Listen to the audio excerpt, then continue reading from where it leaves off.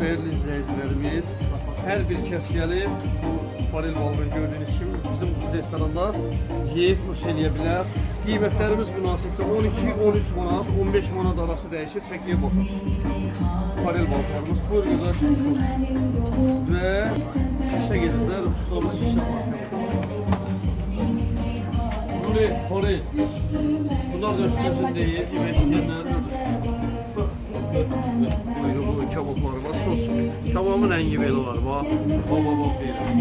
Gözəl, qarış. Buyruğa bak, qara quzunun buyruğun yeyib cana gəlirsə də.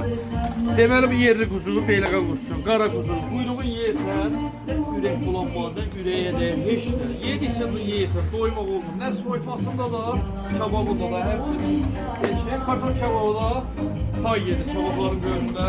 Yolunuzu gözləyir, buyurun, kebabına bax. Bastırma və quyruq kebabı. Qara quzunun quyruğundan doymaq olur. Yolunuzu gözləyir, Beyləqan Alevi restoranımızda. Həyətimiz, terasımızda açılır, yaşlılıq maşallah olsun. Təbiətdən nəfəs alırsan. Samavar çayını sizlər üçün hədiyyə. Buyurun, gəlin, sağ olun. Xoş olsun.